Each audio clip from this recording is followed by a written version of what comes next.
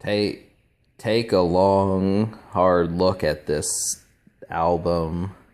This is definitely one that makes noise and continues to even today. As far as rock is concerned, this is an album you need to own.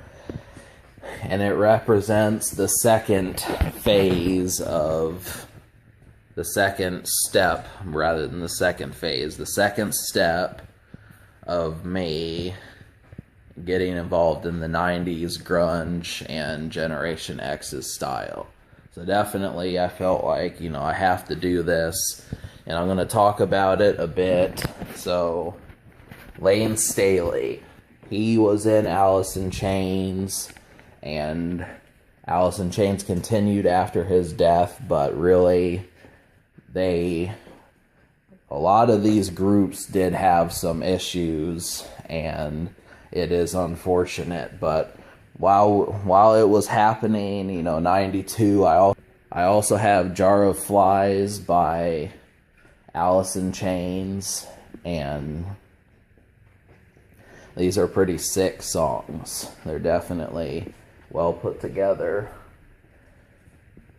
Now, the appeal of Alice in Chains is it has such a woozy style. To me, it feels like, you listen to certain songs and they feel like they pass the test of time a little bit better.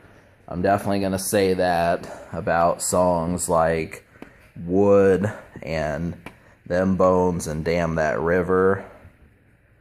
To me, those sorts of songs really take off. Now, I have not listened to the lyrics in full just yet, but from what it seems, these are highlights in rock music.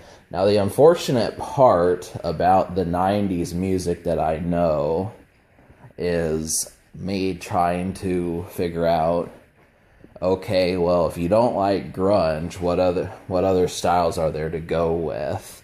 Now, obviously, I guess there's metal, but there's still too many things. Like, I'm thinking maybe Metallica's 1991 album, but really, it just all depends upon the multi-platinum ones. I'm more interested in the ones that made the most noise versus just becoming like a hardcore, obsessive type person.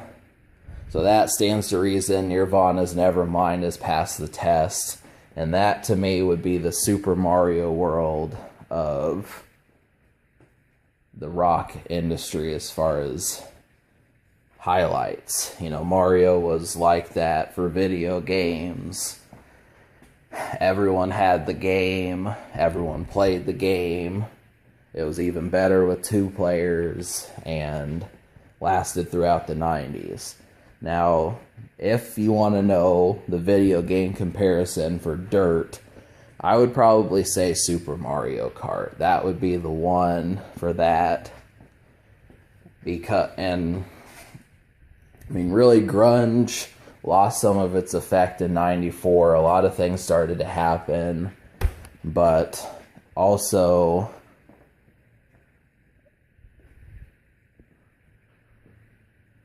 yeah, so by 96, it was kind of, that's where post-grunge started to take off, is about 97, 98, 96. But, post-grunge does not compare to grunge. That's one thing I've noticed, is I don't know why we had to create a genre getting over music like this. This doesn't, it's kind of a trap concept, because it makes you miss the original genre more so than anything else. But once it was gone, it was gone. That's the thing. There's just not terribly many bands that are still doing it now. So it almost seems as if it's locked in a particular time. It's okay to be stuck in 93. It's okay to be stuck in 96. It's okay to be stuck in 91.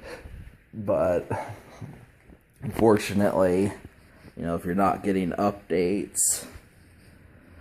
So I've got somewhat of style going on. I've got my ripped jeans, That's one thing from me as far as 90s type style, but I mean, that's just as it stands.